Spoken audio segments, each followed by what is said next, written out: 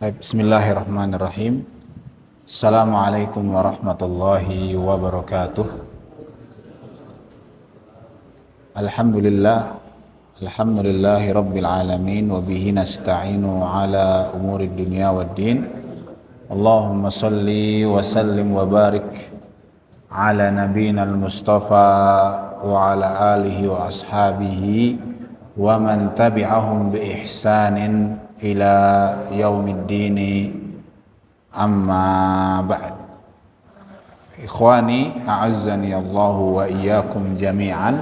Alhamdulillah, kembali kita bersyukur kepada Allah Azza wa Jal atas nikmat dan karunia yang Allah berikan kepada kita semua, sehingga di malam hari ini kita masih diberi kesempatan, hidayah dan taufik oleh Allah Azza wa Jalla untuk melanjutkan kajian kita di kitab A'lam As-Sunnah Al-Mansyurah karya Al-Hafidh Al-Hakami rahimahullahu ta'ala. Masih di rukun iman yang keempat, yaitu al-iman bir-rusul, iman kepada para rasul utusan Allah Subhanahu wa ta'ala. Di pertemuan yang lalu kita sudah sampai di pembahasan bahwasanya rasul yang Allah utus pertama kali di dunia ini adalah Nabi Nuh alaihi salam.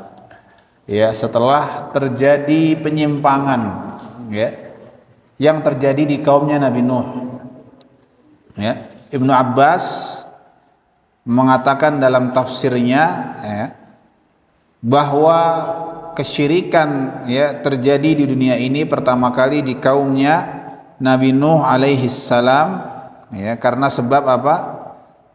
Perbuatan ghulu, berlebihan kepada orang-orang saleh. Dalam surat Nuh ayat yang ke-23 Allah berfirman, wa qalu la tadarunna alihatakum wa la tadarunna waddan wa la suwa'an wa la yaghutha wa ya'uqa wa nasra.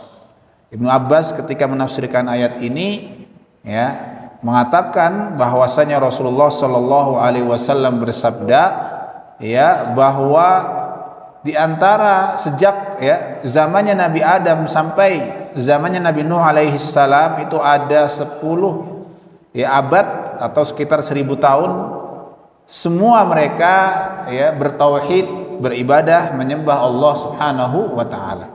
Selama kurang lebih 10 abad 1000 tahun tidak ada yang berbuat syirik. Lalu muncullah bibit-bibit kesyirikan itu di kaumnya Nabi Nuh setelah 10 abad berlalu tadi. Juga disebutkan oleh Rasulullah Sallallahu Alaihi Wasallam dalam sebuah riwayat, kana an-nasu hunafa ya'budunallaha ta'ala. Orang-orang sejak zaman Nabi Adam itu hunafa, pada agama yang hanif, agama yang lurus, agama yang condong kepada ibadah kepada Allah Subhanahu wa ta'ala. Fajtalathum syayatin faghalau fis salihin. Kemudian syaitan berusaha menggoda, mengajak mereka, dan mereka pun berbuat ghulu kepada orang saleh.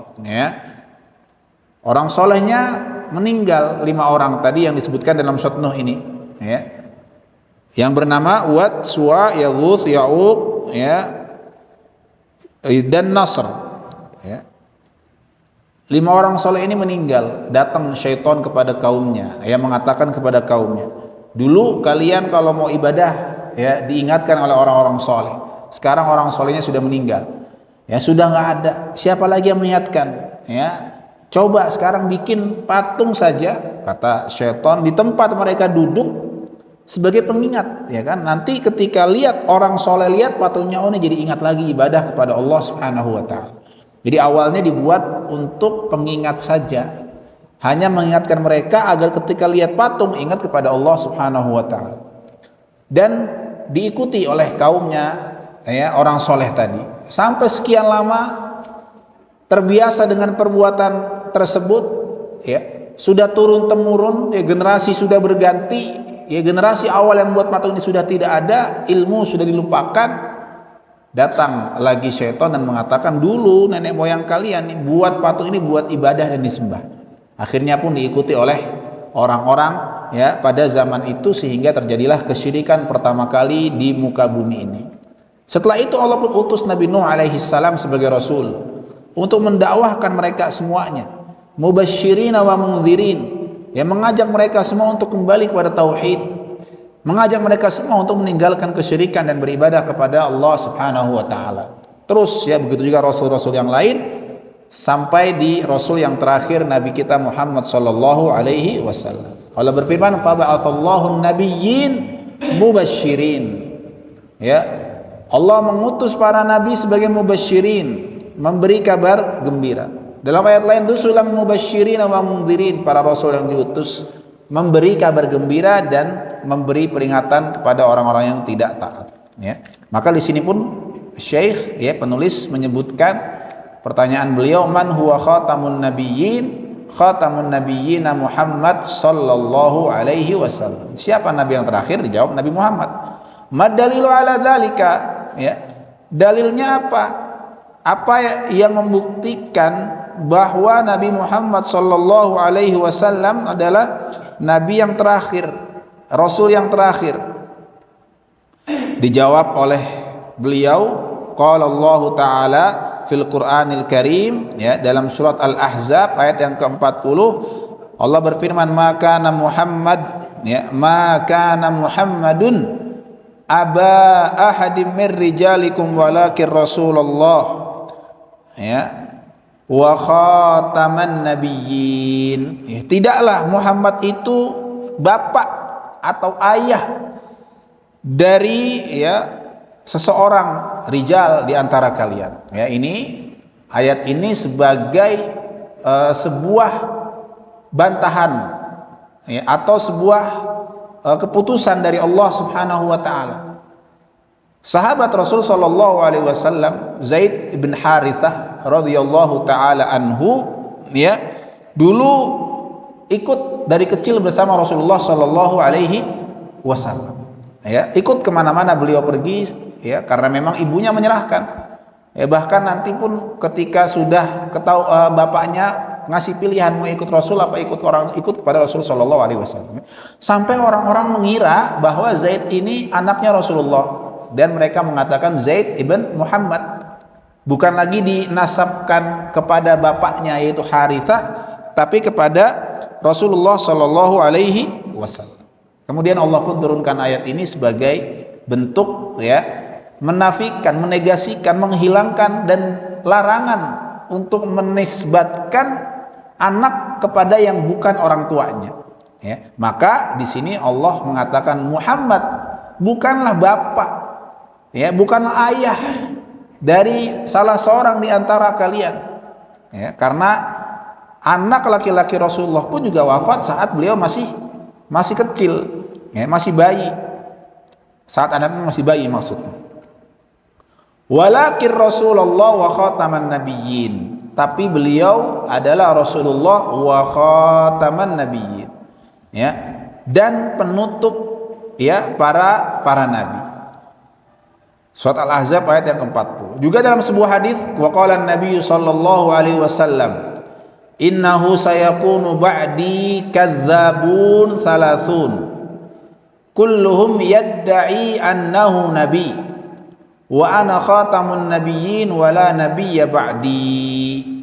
Ya, sayakunu ba'di, kata Rasulullah, nanti setelah aku wafat akan ada orang-orang pendusta, kurang lebih jumlahnya 30.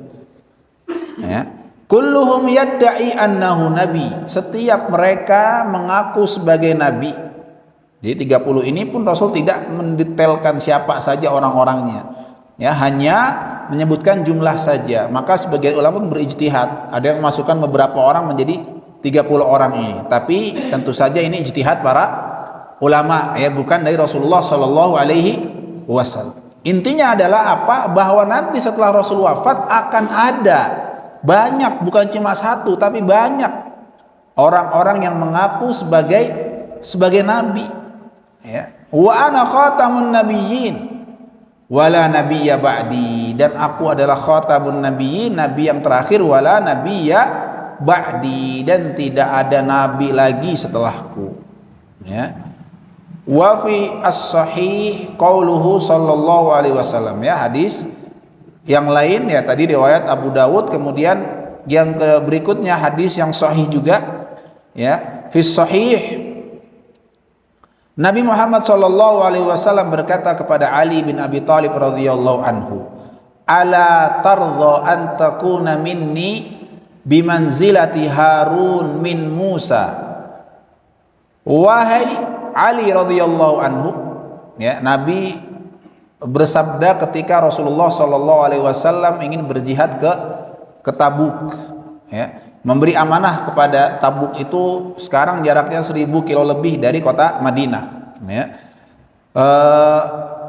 Nabi Muhammad memberi amanah kepada Ali untuk tinggal di Madinah, ya. Ali sahabat Rasul sallallahu semangat, ya, pengen ikut bersama Rasulullah sallallahu alaihi wasallam. Kemudian Rasul pun sebutkan hadis ini, ala tardha, maukah engkau, ridhakah engkau, ya, menjadi, ya, di sisiku seperti Harun, ya, di sisi Musa alaihi salam sebagai pendukung terdekatnya, ya, Nabi Musa alaihi salam. Jadi Rasulullah sallallahu alaihi wasallam memisalkan Ali bin Abi Thalib ini seperti Nabi Harun dengan Nabi Musa alaihi assalam.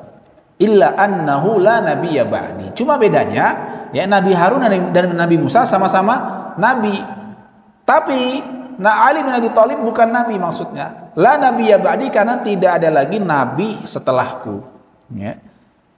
Wa qauluhu sallallahu alaihi wasallam fi haditsid dajjal wa ana khatamun nabiyyin, ya,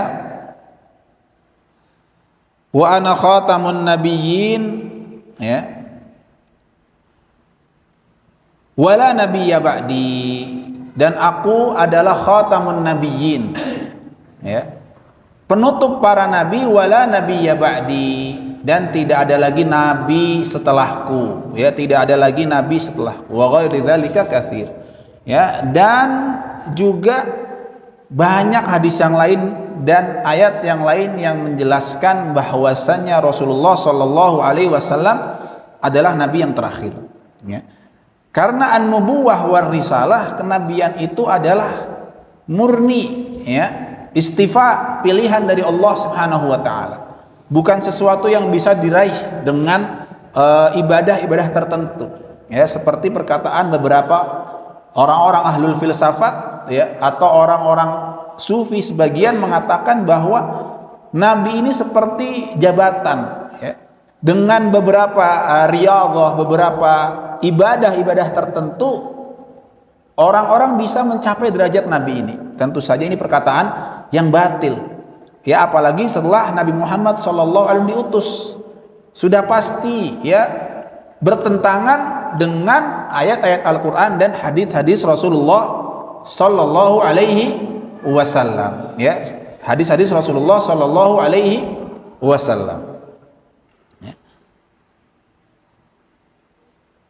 Kemudian pertanyaan berikutnya, ya, bimada ikhtassa nabiyyana Muhammad Sallallahu Alaihi Wasallam an ghairihi minal anbiya, ya, bimada ikhtassa nabiyyuna Muhammad sallallahu alaihi wasallam an ghairihi minal anbiya, ya, dengan apa, ya, Nabi Muhammad sallallahu alaihi wasallam, ya, dikhususkan oleh Allah, apa keistimewaan, ya, Nabi Muhammad dibandingkan nabi-nabi yang lain, ya. Di sini Rasulullah sallallahu alaihi wasallam sebagai nabi yang terakhir, Allah utus sebagai penutup para nabi, memiliki keutamaan yang tidak dimiliki oleh nabi yang lain. Karena kita sudah bahas juga bahwa Allah Azza wa Jalla mengatakan dalam Al-Quran, tilkar rusulu faddalna ba'dhum ala ba'dhin, bahwa Rasul itu, semua Rasul adalah manusia yang terbaik, ya, dibandingkan manusia biasa, jamaah sekalian. Tapi di antara semua nabi dan rasul yang terbaik adalah Nabi Muhammad Shallallahu Alaihi Wasallam. Lalu apa keutamaan beliau dibandingkan yang lain? Ya. Dijawab oleh beliau, lahu sallallahu alaihi wasallam khasa'is katsirah qad ufridat bit tasnif. Ya, lahu sallallahu alaihi wasallam, ya, Nabi Muhammad sallallahu alaihi wasallam punya banyak sekali keutamaan, sehingga banyak ulama pun mengkhususkan, ya, karangan-karangan mereka tentang mukjizat, tentang keutamaan Rasulullah sallallahu alaihi wasallam, ya. Banyak para ulama yang mengarang buku khusus, ya. Imam As-Suyuti diantaranya, Al-Izz bin Abdus Salam, ya, Ibnul Mulaqin, kemudian Abu Sa'id An-Naisab, dan ulama banyak mereka mengkhususkan satu karangan khusus, ya, tentang keutamaan, ya, Nabi Muhammad sallallahu alaihi wasallam, berdasarkan tentu saja ayat-ayat yang ada dalam Al-Qur'an, berdasarkan hadis-hadis Rasulullah sallallahu alaihi wasallam, dan juga berdasarkan, ya, istiqra, ya, kesimpulan dari dalil-dalil yang ada dalam Al-Qur'an dan juga hadis Rasulullah sallallahu alaihi wasallam. Minha, diantaranya kekhususan beliau, minha kaunuhu khataman nabiyyin kama dzakarna. Di antaranya, ya, jamaah yang dirahmati oleh Allah Subhanahu wa taala, ya, beliau diutus sebagai nabi yang terakhir itu sudah menjadi keutamaan. Ya, artinya apa? Karena beliau diutus sebagai nabi yang terakhir, artinya syariat yang beliau bawa sudah merupakan syariat yang paling sempurna, sehingga tidak perlu lagi ada nabi yang diutus, rasul yang diutus untuk menyempurnakan syariat Rasulullah sallallahu alaihi wasallam. Ya, sehingga tidak ada lagi nabi rasul yang menyempurnakan syariat dan risalah Nabi Muhammad. Ya, hal ini menunjukkan bahwa risalah, ya, syariat yang dibawa oleh Nabi Muhammad itu menyempurnakan syariat Allah yang Allah turunkan kepada nabi-nabi yang sebelumnya. Wa minhu kaunuhu sallallahu alaihi wasallam, ya, di antara keutamaan beliau adalah sayyidu waladi Adam, kama fassara bihi qauluhu ta'ala, tilkar rusulu faddalna ba'dahum ala ba'din minhum man kallamallah wa rafa'a ba'dahum darajat. Surat Al-Baqarah.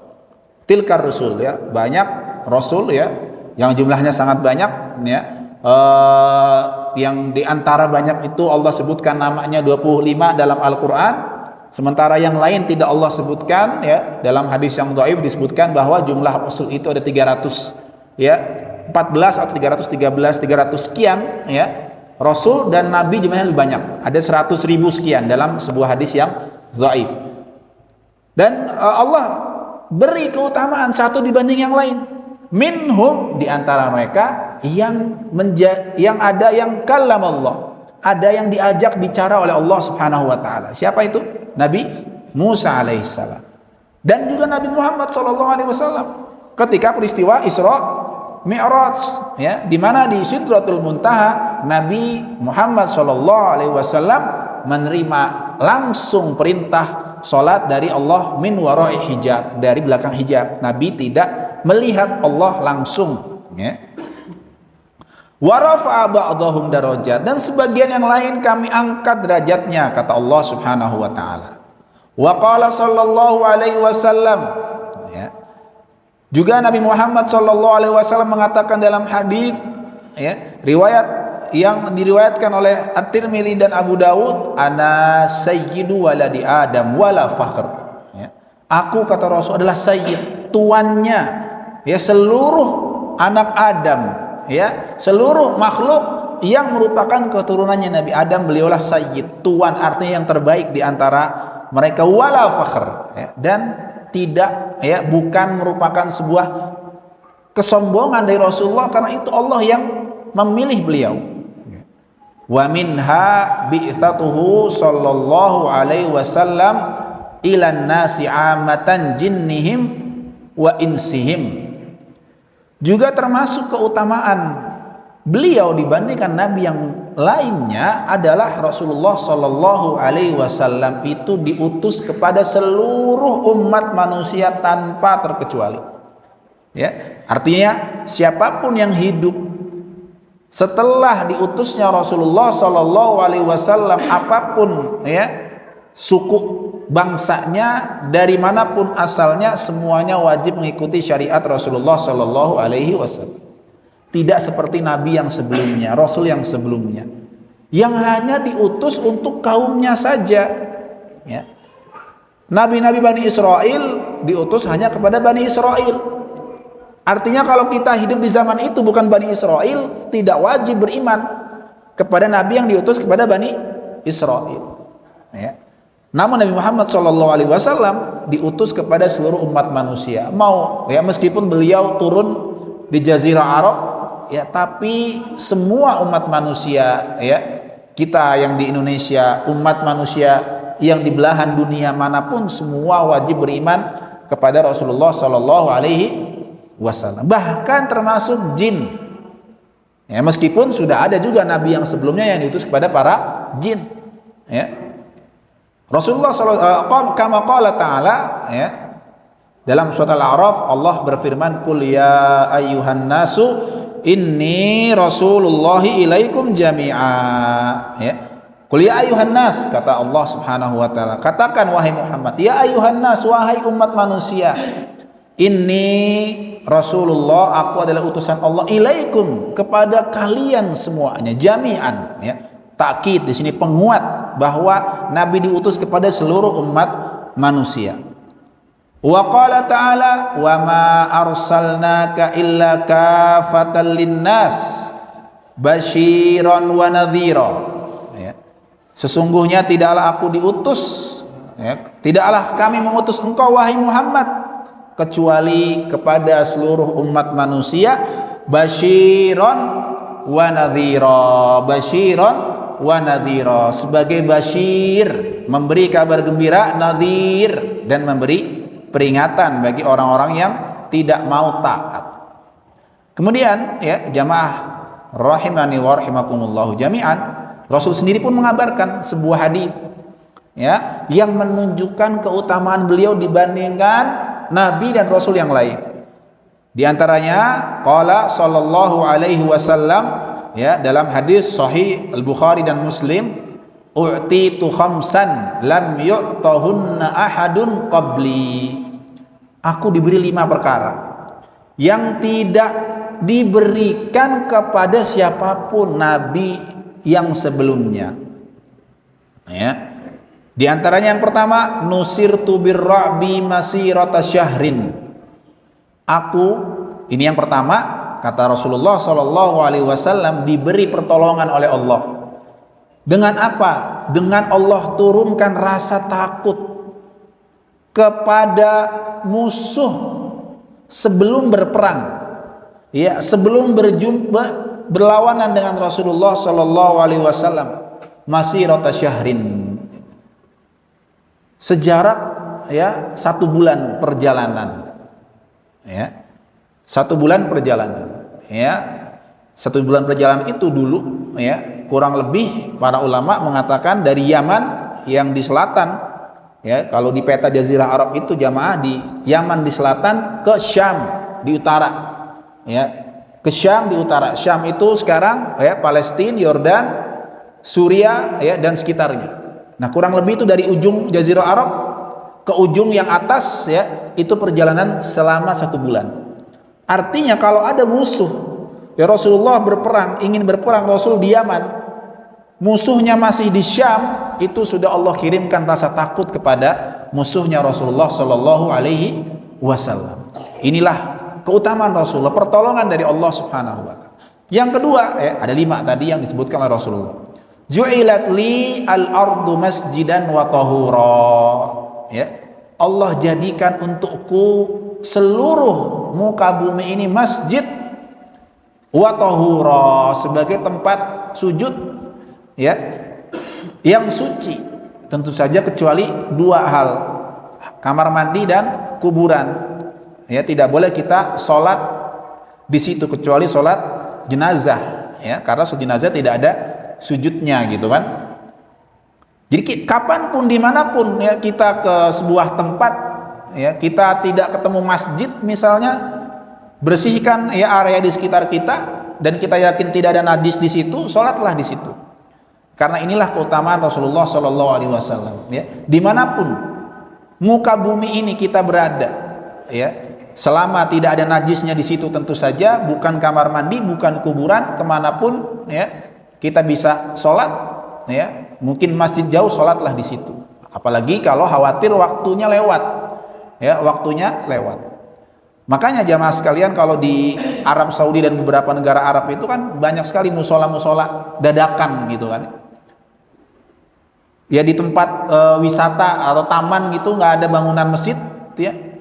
Mereka pada gelar aja tuh. Ya, ada yang bawa mic mungkin, ya, ada musola portable gitu ya. Karpet, ya, mic, sholatlah di situ dimanapun, bahkan di pinggir jalan. Kenapa? Karena mengamalkan hadis Rasulullah Shallallahu Alaihi Wasallam. Ya, jadi tidak perlu kita misalnya, wah masih jauh masjid ya, apalagi waktu terbatas, kita bisa ya menggunakan dalil ini untuk sholat dimanapun kita berada. Ini yang kedua, keutamaan Rasulullah Shallallahu Alaihi Wasallam. Bahkan dijelaskan setelahnya, fa ayyuma rajulun min ummati adrakathu shalah falyusalli. Maka ya, dimanapun ada orang dari umatku, dimanapun dia datang waktu sholat, dimanapun dia berada, fal yusolli, maka sholatlah di situ. Ya, sholatlah di situ. Ya.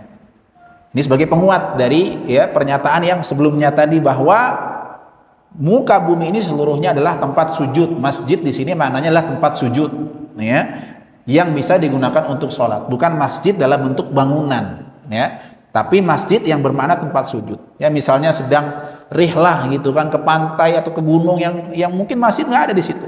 Ya, tinggal kita gelar mungkin sejadah sebagai alas, bahkan ya tidak perlu juga apa-apa, pakai sepatu pun ya itu juga termasuk sunnah ya. Rasulullah Shallallahu Alaihi Wasallam sholat menggunakan alas kaki. Ya, karena dulu di zaman Rasul Shallallahu Alaihi Wasallam Rasul melakukannya. Ya, Rasul melakukannya. Ya, ini bisa kita praktekkan mungkin di outdoor ya. Kalau kita masjid pakai alas kaki ya tentu ini ya tidak enak dilihat gitu kan, mengganggu yang lain gitu ya. Kemudian keutamaan beliau yang lain, uhillat li al-ghanaim walam tahillu li ahadin qabli. Keutamaan Rasulullah yang ketiga, dihalalkan bagiku ghanimah, harta rampasan perang.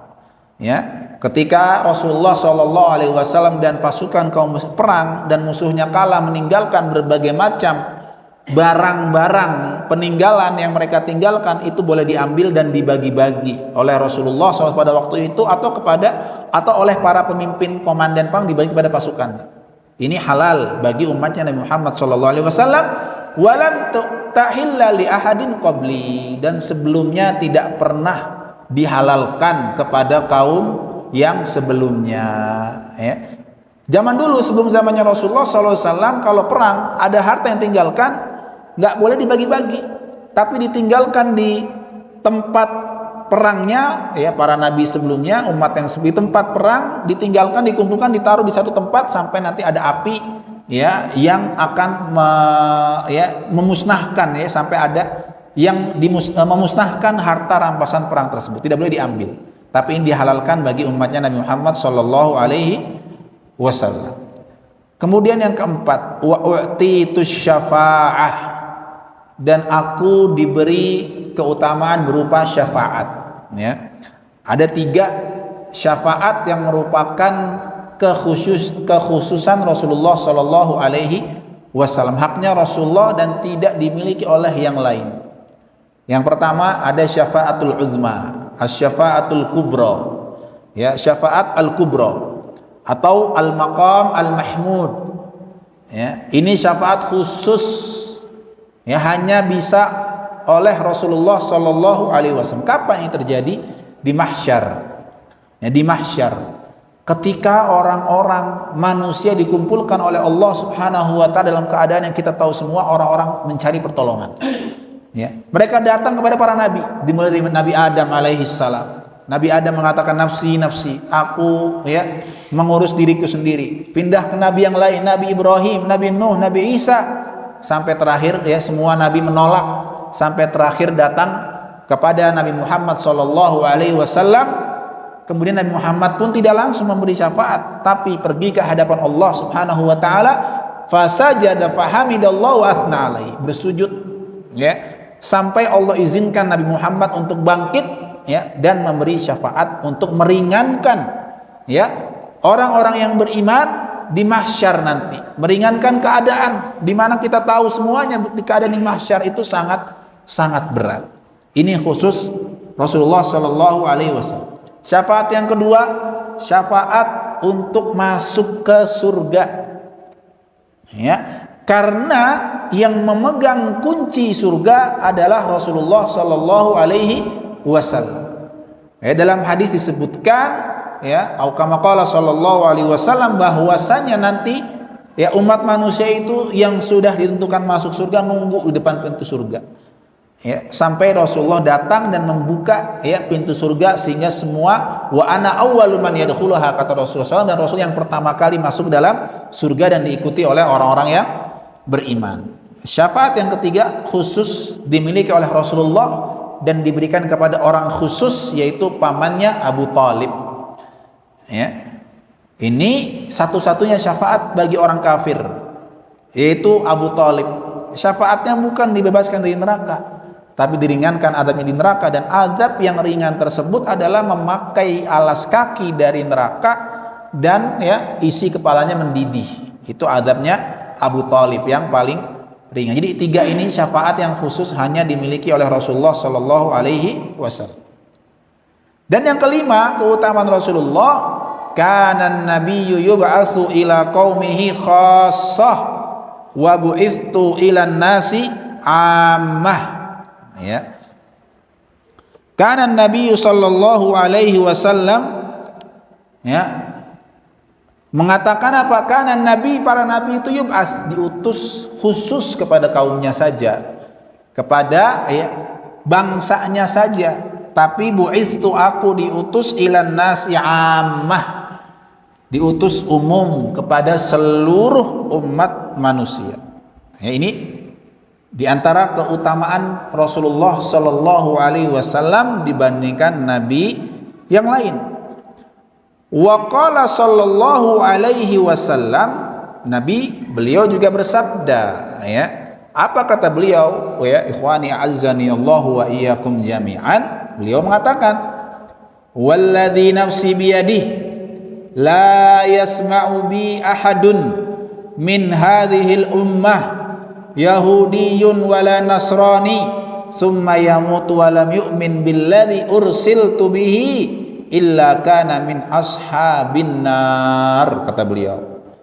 Demi yang jiwaku ada di tangannya, ya demi Allah Subhanahu wa taala, tidak ada seorang pun ya dari umat ini, baik itu dia agama Yahudi ataupun dia Nasrani, dia mendengar tentangku, ya mendengar tentang Rasulullah, mendengar dakwah Nabi Muhammad sallallahu alaihi wasallam, tsumma yamutu wa lam yu'min, dia meninggal, dia wafat.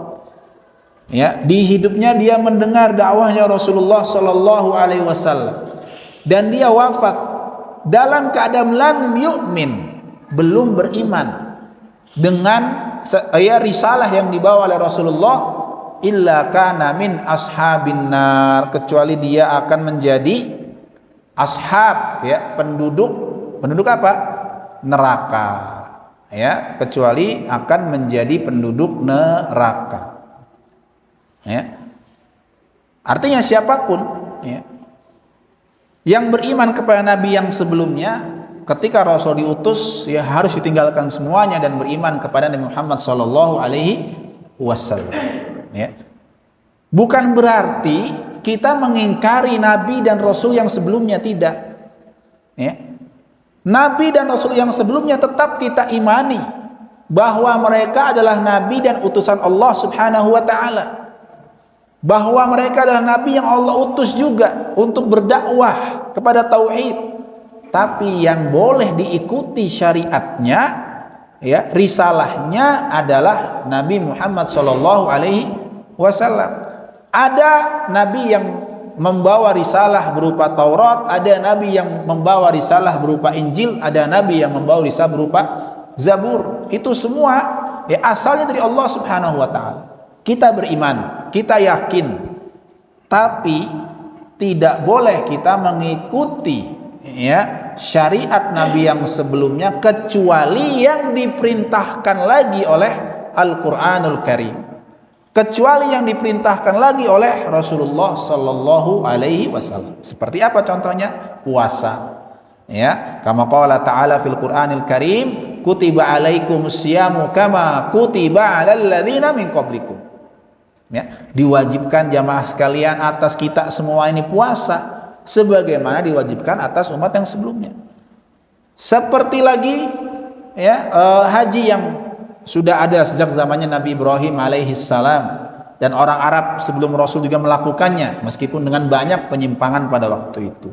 Ya, jadi siapapun manusia yang hidup setelah Rasulullah Shallallahu Alaihi Wasallam dari bangsa apapun wajib beriman kepada Rasulullah Shallallahu Alaihi Wasallam. Ya, syariat yang diikuti maksudnya.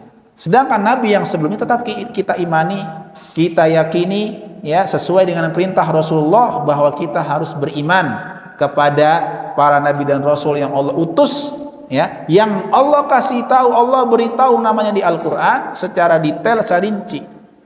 Ya, Nabi Ibrahim, Saleh, Hud ila akhirih itu kita imani semuanya. Dan secara umum nabi yang tidak Allah ceritakan dalam Al-Qur'an. Ya, ini beberapa keutamaan ya yang diberikan oleh Allah Subhanahu wa taala kepada nabi kita Muhammad sallallahu alaihi wasallam. Walahu sallallahu alaihi wasallam ya minal khasa'is ghaira ma dzukirna fatatabba'aha minan nusus ya. Dan juga yang lain ya, dan juga yang lain masih banyak ya. Di antaranya misalnya ini tadi ada 5 ya yang disebutkan oleh Rasulullah dari hadis beliau sendiri.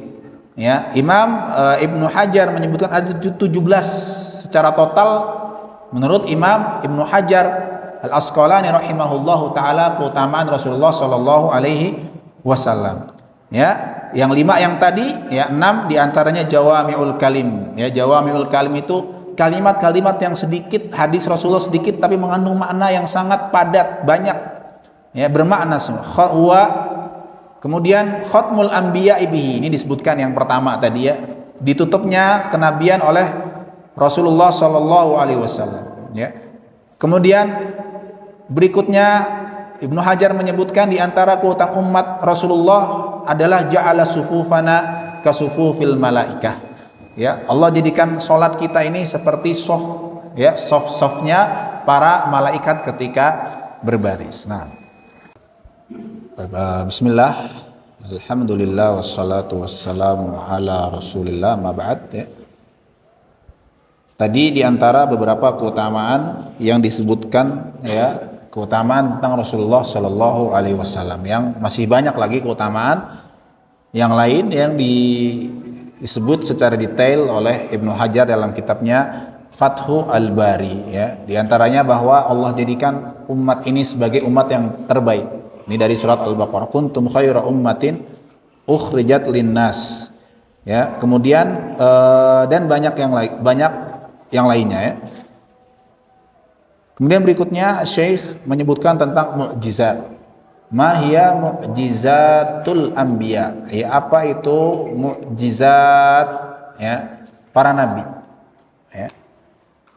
Lafaz mukjizat sendiri kalau di Al-Qur'an atau hadis disebut dengan kata ayat atau bayyinat atau burhan ya, yang bermakna apa? Al-mu'jizat hiya amrun khariqun lil 'adah makrunun bit tahaddi, adalah sesuatu yang di luar ya kebiasaan normal manusia yang Allah berikan kemampuan ini kepada para nabi, yang diiringi dengan tahaddi, dengan tantangan kepada orang-orang ya untuk bisa mendatangkan yang sama ya, sebagai bukti bahwa ini kemampuan yang dimiliki oleh nabi itu datangnya dari Allah Subhanahu wa ta'ala, salimun anil mu'aradah ya, yang tidak ada yang bisa menandingi, yang bentuknya itu bisa jadi hissiyatun tusyahadu bil basari aw tusma, perkara yang hissi ya, yang bisa dilihat, ya, oleh penglihatan atau bisa didengar. Contohnya khurujin naqah minas sakhrah, ya, seperti keluarnya unta dari batu. Ya, ini mukjizatnya Nabi Saleh. Wangkilabul asahiyah, dan berubahnya tongkat menjadi ular, ya, Nabi Musa. Kalamul jamadat, berbicara dengan benda mati seperti Rasulullah Shallallahu Alaihi Wasallam. Atau maknawi, yang tidak terlihat oleh mata tapi bisa disaksikan oleh basirah. Ya, basar itu artinya penglihatan dengan mata, basirah, ya, penglihatan tapi dengan ilmu, dengan, ya, pengetahuan, dengan akal yang Allah berikan. Contohnya adalah Al-Qur'an. Contohnya adalah Al-Qur'an. Wa qad utiya nabiyuna Muhammad sallallahu alaihi wasallam min kulli dzalik, dan Nabi Muhammad juga telah Allah berikan mukjizat tadi. Fama min mu'jizatin kanat linabiyyin illa walahu sallallahu alaihi wasallam a'zam minha fi babiha. Tidaklah setiap nabi, kata beliau, diberikan mukjizat kecuali Nabi Muhammad SAW Allah berikan yang lebih besar, lebih agung daripada mukjizat nabi-nabi yang lain. Di antara mukjizat beliau yang mahsusat, yang bisa dilihat, ya, oleh sahabatnya tentu saja pada waktu itu, oleh orang-orang kafir pada waktu itu, ya, karena mukjizat ini berlaku hanya ketika Rasulullah masih hidup. Kecuali satu mukjizat beliau yang kekal sampai akhir zaman, yaitu Al-Qur'an Al-Karim. Karena kalau mukjizat itu bisa dilakukan oleh banyak orang, setelah wafat Rasul masih bisa dilakukan oleh banyak orang, ya bukan mukjizat lagi. Ya, sudah bukan menjadi mukjizat. Contohnya mukjizat Rasulullah terbelahnya bulan. Ya, kalau orang lain juga bisa, berarti bukan mukjizat Rasul, ya kan? Kemudian haninul jada, rindu dan kangennya pelepah kurma kepada Rasulullah. Jadi Masjid Nabawi ketika belum terbentuk, Rasulullah Shallallahu Alaihi Wasallam itu ketika berkhutbah bersandar pada pelepah kurma, ya, seperti tongkat gitu, ya. Kemudian para sahabat membuat mimbar. Ketika mimbar sudah jadi, pelepah kurma tadi ditinggalkan oleh Rasulullah Shallallahu Alaihi Wasallam. Dia pun rindu, bahkan menangis, terdengar seperti suara tangisan, ya, tangisan bayi. Dan di antara mukjizat beliau yang lain, nab'ul ma' min baini asabihi syarifah, keluarnya air dari, ya, sela-sela jari Rasulullah sallallahu alaihi wasallam. Kalamudz dhira', ya. Kemudian di antara mukjizat Rasulullah sallallahu alaihi wasallam adalah beliau, ya, bisa berbicara dengan dhira', ya, dengan apa nih, ya, bagian ininya, ya, tangan lengannya Rasulullah sallallahu alaihi wasallam. Wa tasbihut ta'am, Rasul bisa mendengar suara makanan yang bertasbih kepada Allah Subhanahu wa taala. Wa ghairi dzalik, dan yang lain yang disebutkan dalam khabar-khabar yang sahih. Walakinnaha ka ghairiha min mu'jizatil anbiya. Mukjizatnya Rasulullah sallallahu alaihi wasallam, ya, sama dengan mukjizat nabi yang lain. Inqaradat binkiradi a'sarihim walam yabqa illa dzikruha. Mukjizat ini akan hilang dengan wafatnya para nabi tadi, ya. Dan yang tersisa hanya apa, cerita-ceritanya saja, kisah-kisahnya saja dalam hadis ataupun dalam Al-Qur'an Al-Karim, ya. Kenapa? Ya karena itulah mukjizat, dia terbatas, hanya terjadi pada para nabi dan rasul, tidak bisa dilakukan oleh manusia-manusia yang lain. Kalau yang lain bisa, tidak lagi menjadi mukjizat, kecuali satu, ya, innamal mu'jizatul baqiyah al khalidah, satu-satunya mukjizat Nabi Muhammad sallallahu alaihi wasallam yang tersisa dan kekal, hadzal Qur'an alladzi la tanqadhi ajaibuhu, Quran yang tidak pernah, ya, hilang, ya, kemukjizatannya atau, ya, ajaibnya. La ya'tihil batil, alladzi la ya'tihil batilu, yang tidak membawa kebatilan, min baina yadayhi wala min khalfih, ya baik itu yang di antara kedua tangannya atau dari yang sebelumnya, tidak ada kebatilan yang ada dalam Al-Qur'an. Kenapa? Tanzilum min hakimin hamid, karena Al-Qur'an itu diturunkan oleh Allah Azza wa Jalla, hakimin hamid, yang maha bijaksana, yang maha terpuji, ya. Jadi mukjizat itu dimiliki oleh semua nabi dan semua rasul. Kita juga harus membedakan sesuatu yang luar biasa, yang di luar ya kebiasaan manusia, itu ada 3. Pertama, mukjizatnya para rasul. Yang kedua, karamah yang dimiliki oleh para aulia, ya, para wali-wali Allah, yang mereka ini bukan para nabi. Dan yang ketiga, khawarik syaitaniyah, ya, sesuatu yang luar biasa yang datangnya dari syaitan, seperti yang ada pada tukang sihir dan ya dukun dan semacamnya. Nah, ini insya Allah juga akan dibahas oleh Syekh nanti di ya bab-bab yang akan datang setelah nanti bab-bab yang lain, ya. Beliau akan berbicara insya Allah di beberapa poin tentang mukjizatnya Rasulullah Shallallahu Alaihi Wasallam secara khusus. Itulah jamaah sekalian apa yang bisa disampaikan di malam hari ini, ya.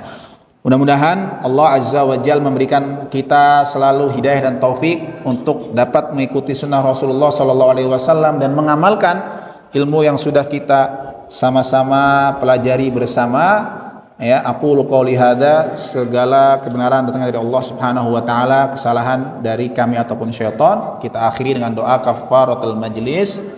Subhanakallahumma wa bihamdika asyhadu an la ilaha illa anta astaghfiruka wa atubu ilaik. Wassalamu alaikum warahmatullahi wabarakatuh.